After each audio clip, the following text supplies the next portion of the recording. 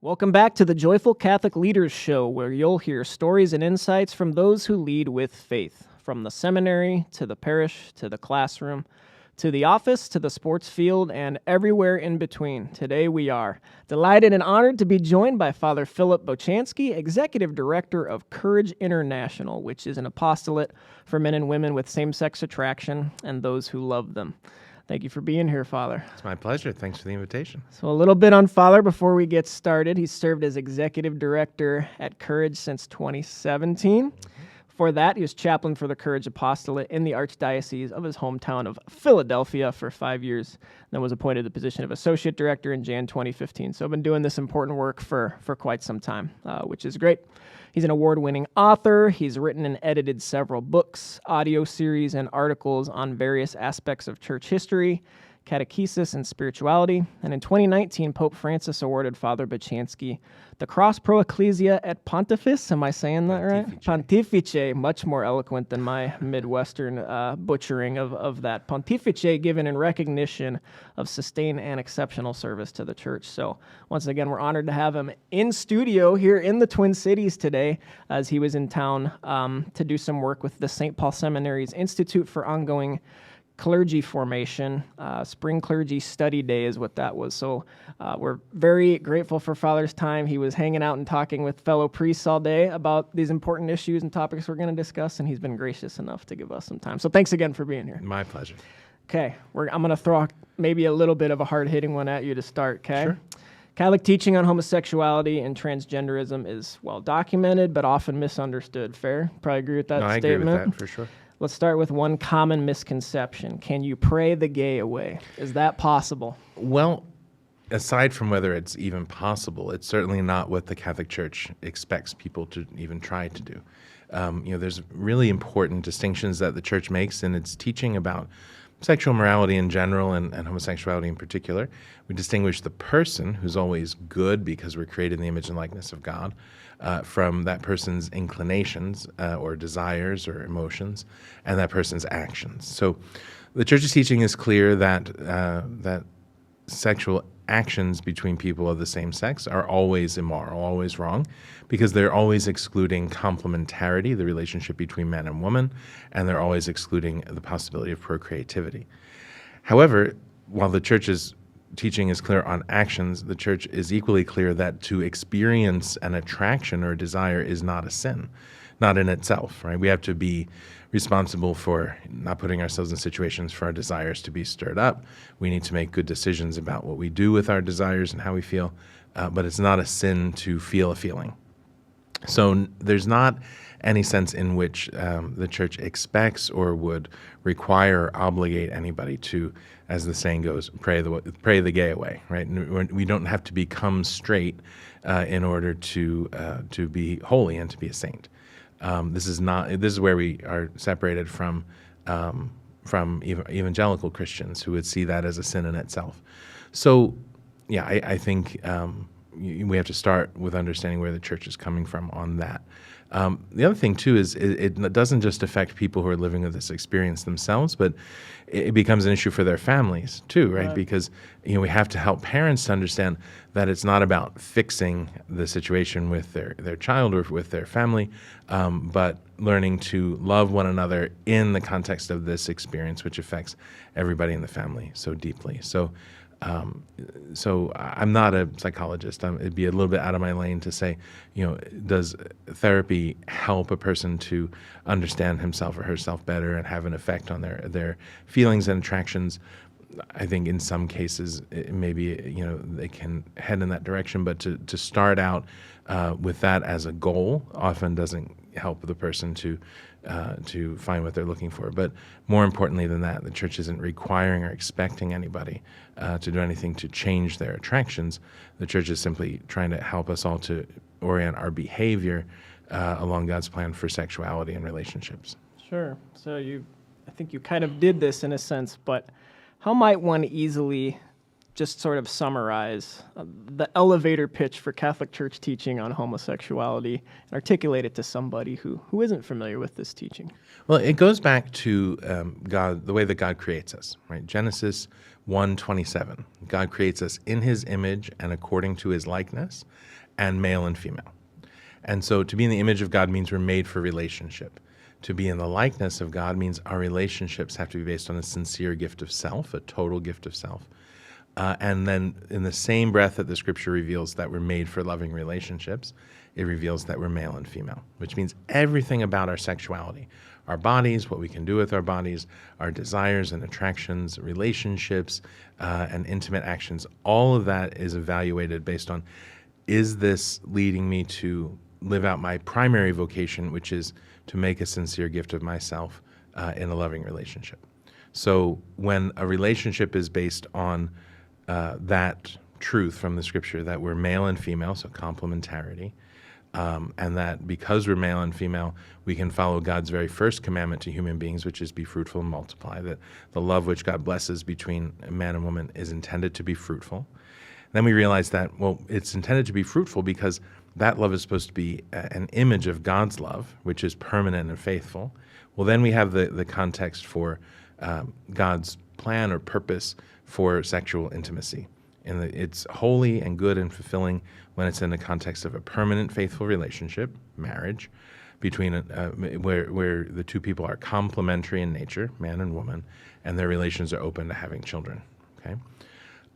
Whenever the church has to say that a particular action or relationship or desire is immoral or not what God wants, it's applying that set of criteria, right? So adultery, fornication, pornography, masturbation, contraception, they're all wrong for the same reason, which is that some part of that plan, permanence, faithfulness, complementary procreativity, is missing. And when you take something out of that plan, then it has a serious impact on the spiritual life and the relationship of the people involved. Okay, so where does the church's teaching on homosexuality come from? Same place. Because sexual relations between people of the same sex are always, they're not complementary. The two people have the same bodily and sexual nature, and they can't by their nature be procreative. That when those things are missing, people certainly love one another, they certainly have affection and care for one another, but to make that into a sexual relationship is not going to get them where they want to go, because we perceive and believe that complementary procreativity really have to be part of a sexual relationship for it to be fulfilling and holy in God's plan. Absolutely. So good. Thanks for breaking that down. So that's sort of the macro, here's where it all comes from, and yet we know that this is a very real human struggle that people go through, right? If there was someone listening right now and that's experiencing same-sex attraction and struggling to reconcile that with Catholicism, what do you want them to know right now in that moment, in that space? I think first and foremost that they are absolutely welcome in the heart of the church, right? We look at the example of Jesus in John chapter 6. I'm trying to remember how it starts now. I will not reject anyone who comes to me, Jesus says. Everyone that the Father draws, I will come to me, and I will not reject anyone who comes to me. His welcome to us is absolute. And then he says, but you come to me because you've learned from my Father. Anyone who learns from my Father and listens to him comes to me. So the welcome that the church provides has a purpose to it. You are absolutely welcome. You don't have to be afraid. You don't have to be ashamed. Please come. The church is waiting for you. And we want to welcome you because we have some big things to talk about. We want to know who you are. I want to hear your story. And then, when we can understand your story, then we can understand it in the context of the bigger story that God writes for all of us in our vocation, in our body, etc. Come close because we have something important to talk about. And, it's not just, we're not waiting to give you a set of instructions for you to go home and read and then come back when you've got it all figured out. We love you enough to meet you where you are. Yeah. We love you too much to leave you where you are, right? Where you ought to be is closer to God's plan for you. But we want to walk that way together, right? And we really want to welcome and accompany every person in the name of the Lord.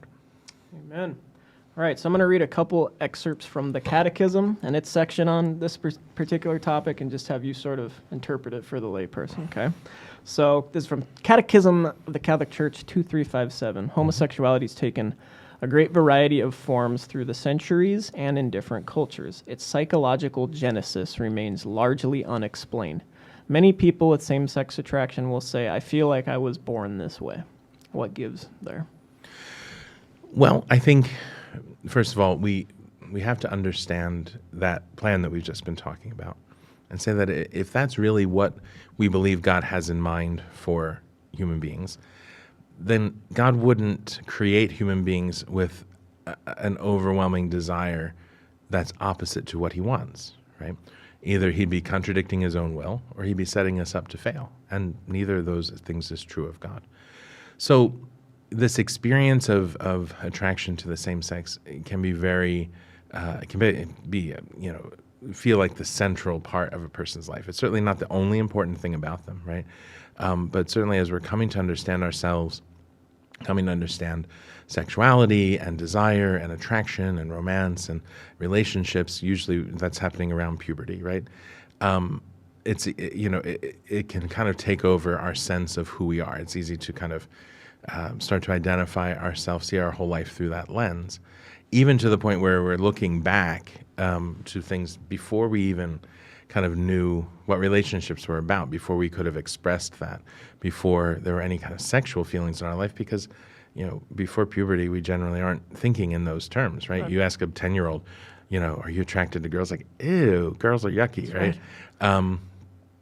But I mean, if we look back and say, well, the kind of feelings that are part of my life now, maybe I've always felt in terms of, where do I fit? Who am I? Who sees me for who I am, et cetera. Yeah. And, if those things are there, then it can be easy to kind of just assume that it's always been connected with what it feels like it's connected with now, namely this experience of sexual attraction.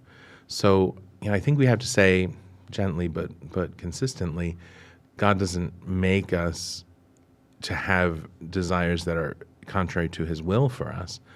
And also, just because something feels very central or even very natural, because of the original sin and because of, our own understanding of ourself, because of all sorts of things in our own stories, we can't always take our perceptions and emotions at face value and just assume that everything I feel must be true. In all different parts of our life, we have to evaluate our feelings based on what we know about ourselves and others and our vocation. So I think it's not as simple as to say, I feel this now, I must have always felt like this. That means that's who I am. That's how God made me. Yeah, there's a couple leaps in there that we really can't take. Yeah, absolutely. Catechism goes on to say, Catholic tradition has always declared that homosexual acts are intrinsically disordered. They are contrary to the natural law. They close the sexual act to the gift of life. They do not proceed for a genuine, effective, and sexual complementarity. Sounds familiar, based on what we've just been talking about. Under no circumstances can they be approved. Why? So, again, this is the very clear expression of, applying God's plan for sexuality, which really is based on complementarity and procreativity, to this particular experience. So those three reasons are all important. They're contrary to the natural law. What do we mean? We can look at creation and see the fingerprints of the Creator, right? We look at how our bodies are, and we understand what we are supposed to do with them and who we are as people who are in these bodies. And so, the natural difference between men's bodies and women's bodies means that, as Sacred Scripture says, I think 4 or 5 times, the two can become one flesh, right? Meaning that the parts of them that are different are the parts of them that allow them to give themselves completely to one another. So that as truly as we could say in this world, the two become one flesh. So people whose bodies are the same may be able to give pleasure to one another, right? May be able to, connect their bodies in various ways, but not in the same way that the two become one flesh, that the difference between them allows them to give and receive a gift of themselves and also receive the joy and the gratification of the gift, right? So that's the first reason. The second is that they're close to the gift of life, right? Which is, I think, obvious when people of the same sex can't procreate together. That's right. And then the third reason, those first 2 reasons are a bit biological and external. The third reason says that even at the level of the heart and mind and spirit and personality, men and women are different. You're married, you know this better than I do, right? And those differences in the way that we communicate and prioritize and think about things and feel things, those are the differences that make a love affair thrilling and make a 50-year marriage difficult at times, right?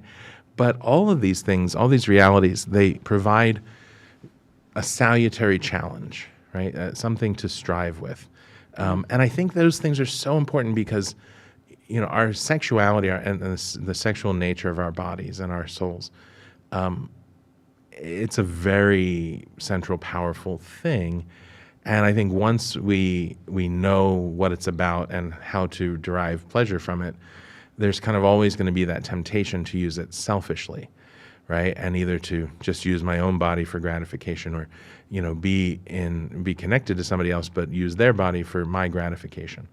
And so complementarity, both physical and emotional, provides, we might call it an antidote to one person's selfishness in regard to sex. So the fact that they're different and that heart and mind and body move at different speeds from each other, and means that if they're that this is going to be a big part of their life, they have to be attentive to one another, they have to be patient with one another, receptive to one another. In other words, complementarity is drawing them, hopefully, out of themselves towards the other.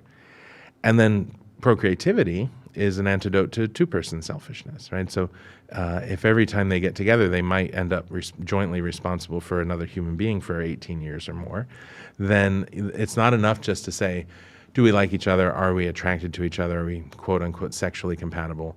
Do we want to do this? They have to say, well, are we a family? Are we ready to welcome somebody else into our family, perhaps, as a result of this gift of self to each other? Right? So chastity within marriage, a big part of it is seeing sex not just as a thing we do, but as a sign of who we are as a family. And so I think what the church is saying is that, that ordering of sexuality with complementary and procreativity it gives us a context in which we can engage in intimate, pleasurable things without it becoming an occasion for selfishness, and actually where those salutary challenges draw us out of ourselves and towards the other. And I'm not saying that everybody who is engaged in intimacy with a person of the same sex is, a terrible, selfish person. Certainly not. But without that salutary challenge there, it's not. It can be. It's certainly imprudent. Can be, spiritually dangerous to kind of go it alone without those antidotes to selfishness. And the way that the church describes the teaching, when it says that it's disordered, we're not talking about a mental disorder or a physical disorder or disease. We perceive that there's an order, a plan, a path for sexuality. And when something's missing, like complementarity and or procreativity, then it's something in the order is missing, it's disordered. And it's not because of a person's intentions or circumstances, but the nature of the action, because two people are of the same sex, it'll always be lacking complementary and procreativity. That's why it says intrinsically disordered. It's not language that's intended to be hurtful, but simply to be precise so that when we say this is the teaching, we know exactly what we mean. Absolutely. Okay, now we're on to Catechism 2358. Homosexual persons must be accepted with respect, compassion, and sensitivity. Every sign of unjust discrimination in their regard should be avoided. How can we achieve this in our church and in our society? What are some practical steps toward that? Well, I think it starts with really providing opportunities to meet and encounter and listen to one another. Father John Harvey, who founded Courage many years ago, used to say that our best ambassadors are our members. And so, the number of people who come to Courage or Encourage meetings are very private about their situation, and I certainly, can't fault them for that. But some of them are willing to share their story, and really, I think they can be very heroic in doing that, and I really admire them for that. So, we can arrange, say a priest wants to have an opportunity for adult faith formation around this topic. There's some videos that we could provide that they can use, or we can arrange for maybe a Courage member locally to come and speak at their parish, just to give people a chance to get to know somebody, ask questions, realize, here's a person who, yes, is living with this experience, has a story that may be simple or may be rather complex, but is striving, just like all of us should be doing, to hear God's word and embrace it and live it. So I think that's really where we have to start, working towards respect and compassion and sensitivity is get to know one another. And so we should create opportunities for that. And then to develop an understanding of the church's teaching, where we digest it, we understand what the doctrinal language means, but we can also express that in a way people can hear it. Yeah. They don't feel marginalized or looked down upon or forgotten about. Absolutely. Then Catechism 2359, homosexual persons are called to chastity. How does that, they're called to that by God. So there's an implication or an assumption there that you're going to be happy if you live out God's call in your life. Not making a giant leap there. How does a person with same-sex attraction living out chastity actually make that person happier? So first of all, I think it's important just to make sure that all of your listeners understand what we're talking about with chastity. Yes. Because chastity as a virtue is different than celibacy as a lifestyle. Yep. As a priest, I'm called to celibacy, which means a permanent commitment not to seek a romantic or sexual relationship, right? Not because it doesn't make me a permanent bachelor, right? When I go to a new doctor or dentist, if they have one of those forms and they ask for marital status, if there's room, I'll make another box and write celibate and check that one. Because I'm not single. I'm not waiting for somebody. I'm taken. I've given myself to the church in my ministry and my vocation. So continence means not doing sexual things with somebody who's not your spouse. Celibacy means making a choice to live either as a consecrated person in a religious community or as a priest or as a person living in the world and, make a conscious, intentional decision not to seek marriage. But chastity means the successful integration of sexuality within the fullness of the person. In other words, I don't just evaluate my desires and feelings based on how strong they are or how real or natural they feel. I evaluate them based on who I am as a human being, as a man or a woman, as created in the image and likeness of God, someone with a vocation, right? And I choose freely, and it can be, I think we can be more free and intentional about it the longer we're at it, but we choose freely to only act on feelings, only seek relationships, only do intimate things when doing so is consistent with our vocation. So every person, including married people, are called to chastity as a way of understanding sexuality and integrating it. And I think a fully integrated person is free and can be authentic. A fully integrated person in terms of sexuality knows, all right, if they're married, they have this partner with whom they're exclusive and permanent. If they're not married, then they're not pursuing a sexual relationship with anybody. And therefore, all the other ways of loving, like friendship and affection and charity, we can live those kind of relationships more freely and fully as well, because we keep sexuality in its context. So I think pursuing integration makes us happy because it sets us free, it helps us to be more authentically ourselves. Absolutely. All right, so you've mentioned it a little bit, but what's courage, and then what is encourage? So Courage was founded in 1980 by Father John Harvey at the invitation of Cardinal Terence Cook. A few years earlier, a group called Dignity was formed for Catholics who identified as gay or lesbian, but took and still does take a position on sexual relationships and chastity very different, in fact, dissenting from what the Church has to say. Sure. And so Cardinal Cook wanted a group to provide pastoral care for people who really wanted to hear and understand and live what the Church was talking about when she called people to chastity. So Father John Harvey was an oblate of St. Francis de Sales, and he and a couple other priests in New York invited people to come to an organizational meeting to see what they could make of, what people needed in terms of support and encouragement. So the first meeting was end of September. The members who joined from that point out, they were, as I say, people who were experiencing same-sex attractions, had heard the Church's teaching about chastity and wanted to live it, but needed support to do so. So since then, we now have, I think we have chapters in about 2/3 of the dioceses of the United States and in 18 other countries, where we still follow the same pattern and goals that the first Courage group did. So a priest chaplain, or sometimes a deacon chaplain, leads the meeting, leads the group in prayer. They read the goals that the first members put together to live chastely, develop a life of prayer, support one another by sharing their experience, form good friendships, and give good example.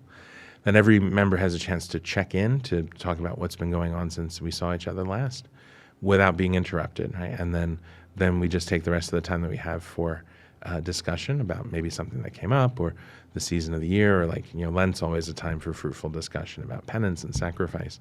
And then we typically end with intercessory prayer. So it shouldn't sound all that different from other groups that people be familiar with in their parishes for different kind of constituencies, different people in different situations.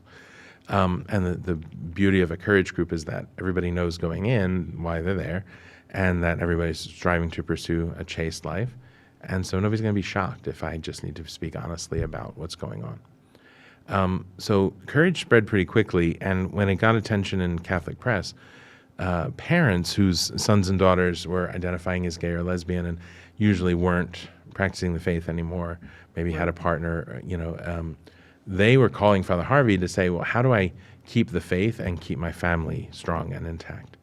So he was advising them himself, and then it got to be so many people that he was kind of asking some of them to guide some of the others. And so that became a part of our apostolate called Encourage, which is for, as I say, mostly parents, but also spouses, siblings, cousins, friends of people who are usually away from the church because of their experience of attraction, and they're identifying as LGBT.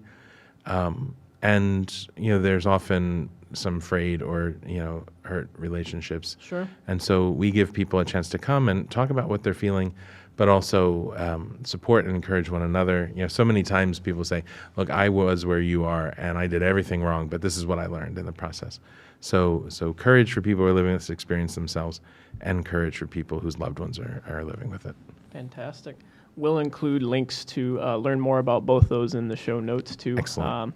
Probably a lot more than we could talk about in the time that we have, and all the great work you do, but we'll get into it a little more and include links in those show notes as well. So one more thing from the Catechism, one means of support for people with same-sex attraction it mentions is disinterested friendship. Mm-hmm. What is disinterested friendship? Well, first of all, it doesn't mean uninterested, right? I think people get confused with that a lot. It doesn't mean apathetic or, nothing bothers me or gets to me, right? Chastity in general is not waging a cold war against our emotional life, right? So a disinterested friendship is very deep and loving and emotional, just like any other real friendship would be. I think one way to understand it is to look at other places that the Catechism uses the word disinterested, and a lot of times it's in the context of the relationship between parents and children. What they say is that the disinterested love there means that parents certainly deeply, deeply love their children, let them be themselves, let them, explore and create, take their emotional life seriously, but also are not afraid to set boundaries and to discipline when necessary, to set a good example, to say what needs to be said. So I think when we're talking about disinterested friendship, we're thinking of those friends who tell you what you need to hear, not just what you want to hear. Right? Friends who are willing to take the risk of saying something you're not going to like and maybe you'll walk away from for a while. But they say it out of love, right? Sure. Not to hurt you. And so, it's funny, in marriage, complementarity and procreativity provide that salutary challenge that makes us more other-centered. I think a disinterested friendship also provides a salutary challenge because there's no vow in friendship, right? And we're just trusting each other to get along and keep walking together. And so, if I'm in a disinterested friendship, I'm willing to say what needs to be said, and to pay the price if the other person can't handle it, right? Because there's not a vow, it's a salutary challenge. There's no guarantee. Yeah. We have to every day decide to stay friends. Now the problem is today people want a guarantee, and so they're not looking to be real friends. But they still want that guarantee, and sex feels like a guarantee. So, rather than get to know each other, people just jump into bed on the first date, and then it's neither disinterested or helpful. And they miss out on the salutary challenges in both sides of things. So absolutely. Well, thank you for that. Couple somewhat current event type questions. This is obviously in public discourse all the time, these issues we're talking about. I'm going to go back to 2020 when Pope Francis had the whole talk about same-sex civil unions and appeared to endorse those. The Vatican comes out, says taken out of context. What's the church's stance on same-sex civil unions? Just to Well, the church set the record straight. is very clear in a document that came out, I think, in 2003 from the Congregation for the Doctrine of the Faith, that so law is a formator, I guess is how they would say it. Sure. That and all the more so when people aren't connected with faith, that we assume that if something's legal in a civilized society, then it must be moral. I mean, you see that this is true with the abortion question, right?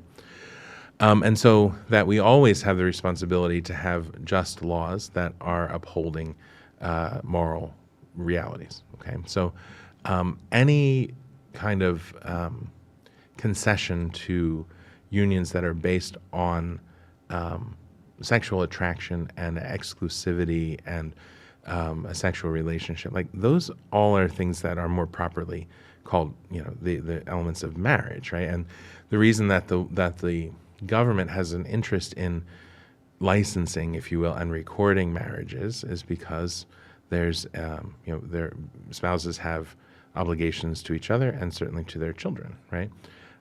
But a relationship, even a permanent, exclusive sexual relationship between two people of the same sex, is not the same thing as marriage as we understand it, as we've always understood it.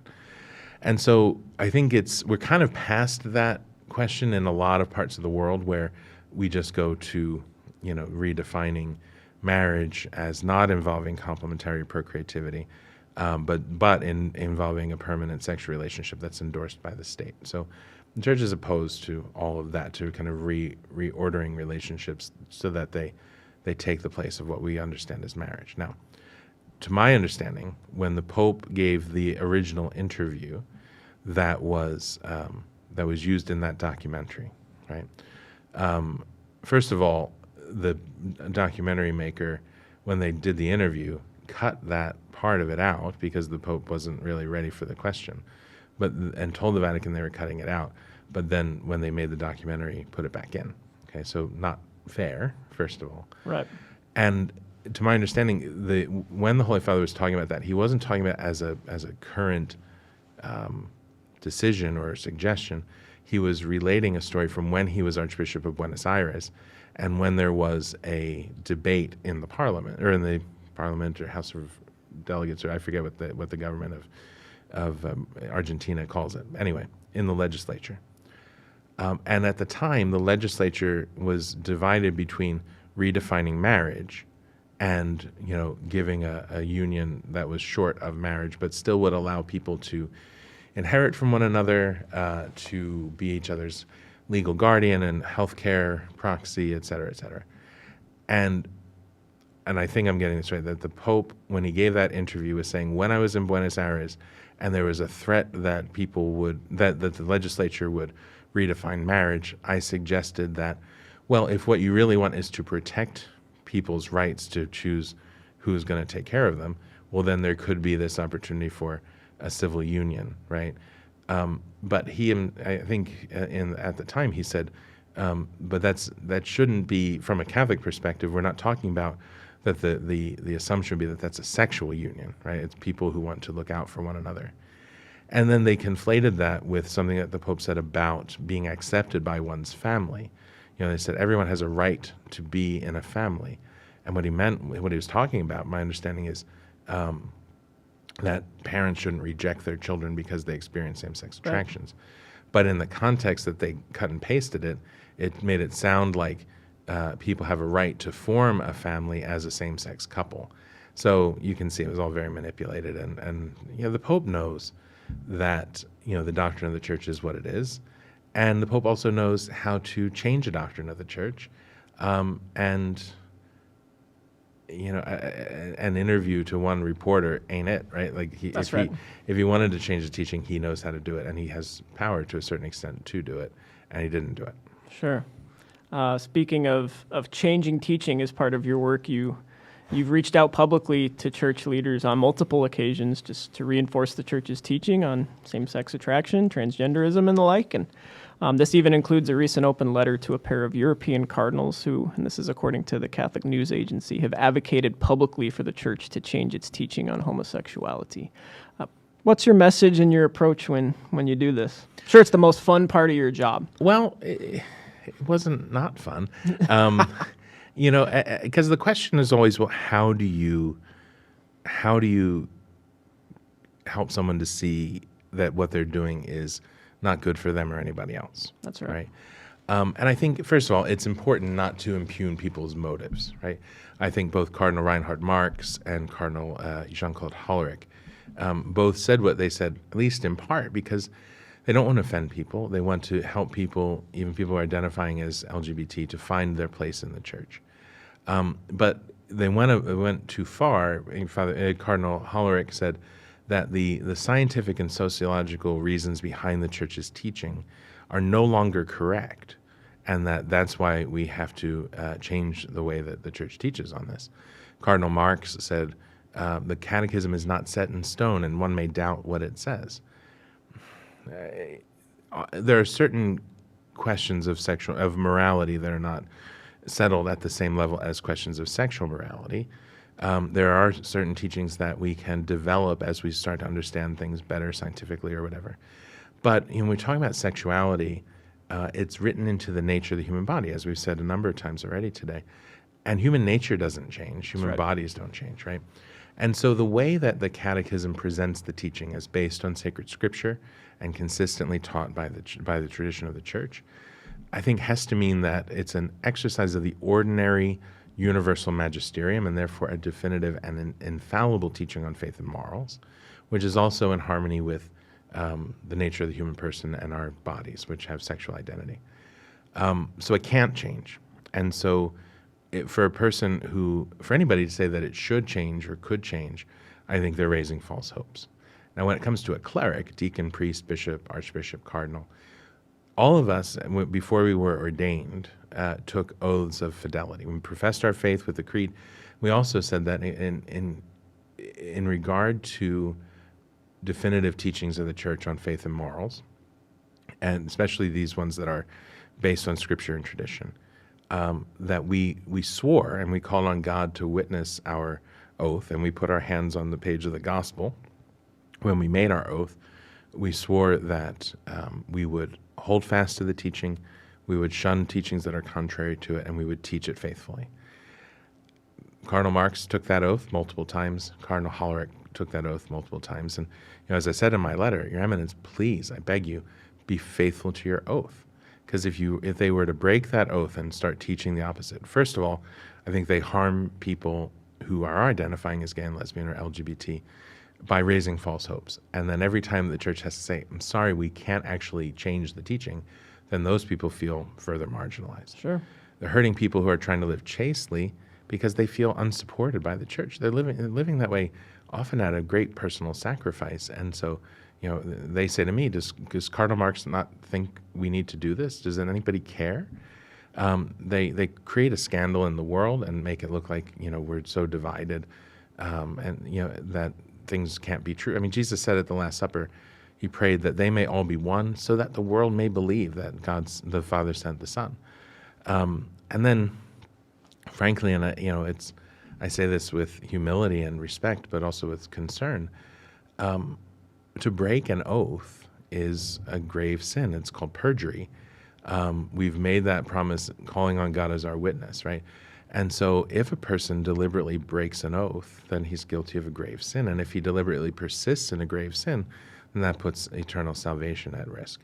So, for all those reasons, my plea was really just be faithful to the oath that each of us took when we became priests and in their case, bishops and cardinals. Sure. Yeah. Sure. Transgenderism specifically. There's different forms transgenderism can take. But how does the church approach that topic specifically? Well, I think we go back to the reality that male and female, he created us. Yeah. And we believe that our sexual identity is a gift from God that is part of us from the moment that we begin to exist, right? Our parents, with God's help, create our bodies, and God creates our soul, puts our soul into our body. And from the first moment that we are who we are, our soul is having an influence on our body, and our body is having an influence on our soul, right? So first of all, there aren't male souls and female souls. Our souls and the parts of our soul, like our intellect and our personality, they all develop because we're in male or female bodies, right? And so, if we lose sight of that reality and think that, my real self is my inner self and my body is just this meat machine that I use to get around in the world, and that maybe my soul's in the wrong body, well then, if I'm free, I can just change my body to make it look however I want it to. But I think the way that the church can really help, which was your original question, is to draw people back to that, to seeing sexual identity as a blessing and a gift, right? Sure. The Catechism says everyone should acknowledge and accept his or her sexual identity. And there are innumerable ways that can lead to a person feeling disconnected with their body, ashamed or afraid of their bodies, where they feel like, I don't know what the world is expecting of me because I'm male or female. I don't know if I can fit that role. I don't know if I want to fit that role, etc. We have to approach that, again, with respect and sensitivity and great compassion. But the way to help somebody is not to say, well, yeah, if you're uncomfortable, then let's just take your healthy body and make it unhealthy by stopping natural processes or cutting out healthy flesh. The way to help is to say, tell me your story. Tell me what this feels like. Tell me why it is that you have these questions or feel this discordance, this disconnection between body and soul. And let's see if, kind of trying to understand that together, that we can get to a place where you can at least begin to appreciate and accept this gift that God gave you when he gave you your body and your soul. Is that the ideal state? So like the ideal state of living, of happiness for a person with same-sex attraction is living chastely. Uh-huh. What's the ideal state for a person who identifies as transgender? Is it acknowledging and accepting their God-given sexual identity. And people are at different points in what they've done even to this point, right? So a person who's already, taken cross-sex hormones or had surgery, what they can do now is going to be, that you have to kind of help them on a case-by-case basis, right? But I think ultimately it's, being the person that God created you to be. I think fundamental to our vocation is the fact that every man could be a father and every woman could be a mother. And so God never gives a vocation without giving the gifts that we need to live it out. So there's something really fundamental about masculinity that is fatherly. And so if we want to know how men are created to love, it's as a father loves, laying down your life to protect the people that are under your care. And if we want to know what feminine love is, it's motherly love, making a total gift of oneself to nurture and help a person who doesn't look like a person and is totally dependent to grow and to flourish. So I think if they're mutilating, frankly, their bodies, in various ways, in order to be more comfortable in relationships, and they're going to try to, having been given a body that's male and, having grown up in that body, and so that shapes the soul as well, they're now going to try to love as a woman would love, right? And I don't know how they know how to do that, right? It's always going to be contradictory to what their heart wants and what their natural gifts will be and how they're made and called to love. Sure. It's obviously a process, like you said, of conversation and dialogue to get to that point. We don't flip a switch and understand that. No, that's for sure. That's the work you do. So let's role play a little bit, and then we'll get you out of here. I come to you, maybe I'm your parishioner or someone that's close to you, and Father, I'm gay. Mm-hmm. What's the first thing out of your mouth? Thank you for sharing that with me. I know it wasn't easy. No matter how well we know each other, I know it wasn't easy to tell me that. And I really appreciate the fact that you trust me with that. I'm going to do what I can not to betray that trust.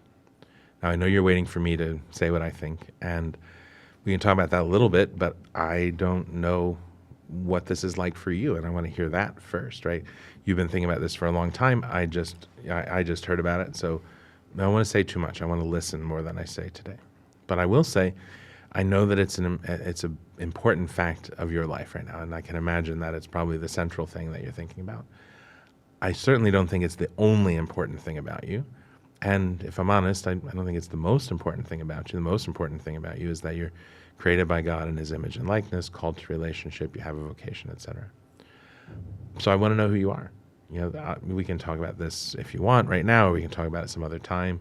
But more so than what your desires are or what your personal life is like, I want to know, how does it feel to be you? What do you think your future holds? What's it like to grow up in your family and with your friends? Who do you love and who loves you? And what do you think of God, and what do you think God thinks about you, and all those things. So, yeah, I think, I try to always focus on three main things. I love you, I believe God has a plan for your life, and I want to hear your story. And within that context, I think we accompany people, as Pope Francis would say, starting from their situation. We accompany them with mercy and respect. I think it's the best place to start, not only to understand the other person, but to help them perhaps to understand themselves even better. Sure. Is it a same reaction if someone says they're identifying as transgender? Are there some nuances there? I haven't had too many experiences of that personally so far. I think so. I think, it would start with, tell me what this experience is like for you, and there are a couple of people that I've spoken to, and you get this, I got the sense that, there's really kind of big questions that we would need to kind of think about first before, we're going to talk about medicine or surgery or interventions. Like, tell me what this is like. It's not my experience, obviously. What are you thinking? How does this feel? And let's talk about that. Yeah. All about conversation, dialogue. What do you coach parents to say or do if their kid comes to them and comes out? Yeah, first of all, take a deep breath and calm down. Right? I mean, a lot of times, parents are coming with this kind of emergency room mentality, which is, something's wrong, how do I fix it? And not for bad reasons. I mean, parents, they want their children to be safe and happy, and they also have expectations for what their family's going to look like. And all of a sudden, all those things come crashing down, and it's easy for parents to panic. So I think really encouraging them to listen a lot more than they speak, at least at first. To really lean on one another, if they're married, to give each other permission to say what it feels like and how they hurt. It's not something that they can say necessarily to their loved one, right? But they can say it to their spouse. And I mean, that's why they come to Encourage, to be able to say those things as well. And then, I think it's so important to ask them to try not to be afraid of this situation or afraid of their child, and to keep things as normal as possible. This may not be exactly what the son or daughter is looking for, right? They may be looking for the parents, like, either say that you accept everything about this, or we're not going to have a relationship. And sometimes, the only person's reaction that you can control is your own. So sometimes all you can say is, I really wish that wasn't your decision, but I understand, and I don't want to make you upset, but I also won't lie to you. And I hope that someday we can talk about this again, But if they're not taking it to that extreme, then to just keep things as normal as possible. They're still the same son or daughter that they were the day before you found out about all this, right? And so they still need the same love from their parents. When it comes to practical things, I think we try and keep it about the action or the decision, not about the person. So to make sure that their children know that they are loved, and not in the sense of like, well, when you fix this, I'll be able to love you again, right? But, I want to know what's going on. You can tell me anything. If they have a partner, it's not a sin to get to know that person, right? To show that person respect. In fact, it can be a very good idea. Somebody who cares about your son or daughter very much. But when it comes to like visiting, for a holiday, well, make it about the decision. You're very welcome. This person that means so much to you is also welcome. Where you sleep is up to you, right? What I can give you for free is you can sleep in your old room and they can sleep in the guest room. If you prefer not to do that, well, there's a hotel a couple miles, and you make money now. You can do that. Come over in the morning, stay all day. We won't make you feel bad for doing that. But yeah, that's what we can offer. And if there are little kids in the family, to say, while you're here, please don't, we'd ask you just not to say or do anything that would raise a question for one of these little ones that they're not old enough to get the whole answer to, right? Respect their innocence and our desire to teach them. And there's one more thing I was going to say, but it went out of my head. So yeah. Great practical advice. Yeah. How about a friend or a sibling? Someone comes to me, Same let's thing, say, yeah. and, pretty similar. Yeah, I think so. process, right? And to listen, to realize like they're not necessarily looking to us for the same kind of approval or evaluation, right? Because we're not in that kind of relationship. But just, again, to keep it as normal as possible. I think to resist that desire, that the other person might have, that you take sides, especially if the parents are not accepting, they might look for you to be on their side and say, hey, look, your relationship with mom and dad is what it is. It's for you guys, and our relationship is between us. And, this is what I believe, not because mom and dad make me think this way, but this is what I believe. And just to keep it as low-key and normal as possible. Awesome. One more and we'll get you out of here. Mm-hmm. Tell me a good story you've come across in your work recently. There's so many of them, I'm sure, but of someone who's benefited from courage and who's living the life that God's meant for them to live, as we've talked about today. Yeah, so there's a young man that I've gotten to know, I guess it was probably about 5 years ago. His mother actually reached out to me and said, I think my son needs to talk to you. I said, well, fine, but he's a grown-up, and, if he wants to talk to me, then give him my contact information. And it took a few months, and then he reached out, and so we started talking. And he was living abroad at the time, and so we were talking regularly for about 4 years before we actually met in person. But we would talk on Skype and now on Zoom. And when I first met him, he was carrying a lot of guilt and shame. He was, involved in basically the hookup culture. There was a time when he was living with somebody, right, and was very ashamed to talk to me about it, And, then he moved back home and started, it was funny, we had a conversation when he got home. He said, well, I just don't know what to do. Like, he works remotely, so he can work really from anywhere in the world. And he said, I just don't have any structure to my time or my day. I said, well, is there mass at your parish? Is there adoration? And he started going to adoration and making a daily examination during holy hour every day. And, he still struggles with chastity in terms of pornography, but, he's kind of left the hookup culture, and he's really getting very good at discerning. He is pursuing a dream that he had in terms of a career because he feels called to it by the Lord. And I'm really very proud of him. He's still experiencing attraction to the same sex. I don't think he's even thinking about, getting married, meeting a woman and kind of feeling that way about her. Who knows, right? He's still young. But he's got, I think, by being open to God's invitation, he has found a real connection with the Lord that is having a positive impact on his life. So, yeah, I love him very much. I'm very, very proud of him. And it's not me that did all that. It's him cooperating with God's grace. But it's a real privilege for me to be a witness to that and to share that journey with him. So good. Father, you've been more than generous with your time today, and we really appreciate it. We will, again, link to some more info on Courage and Encourage in the show notes. We'll throw some links in to the pieces of the Catechism that we talked about today, and then a couple of the other church documents that were referenced as well for further reading for folks. But thank you so much for your time. My pleasure. Really, really appreciate Thanks for the it. invitation. Thank you, too, for joining us on this edition of the Joyful Catholic Leaders Show. Be sure to subscribe wherever you find your podcasts and follow both the St. Paul Seminary and St. John Vianney College Seminary on social media and at semsp.org. Just a reminder, new episodes drop every month on the first Friday of the month in honor of Our Lady of Fatima and the Most Sacred Heart of Jesus. As always, thanks for listening, and God bless.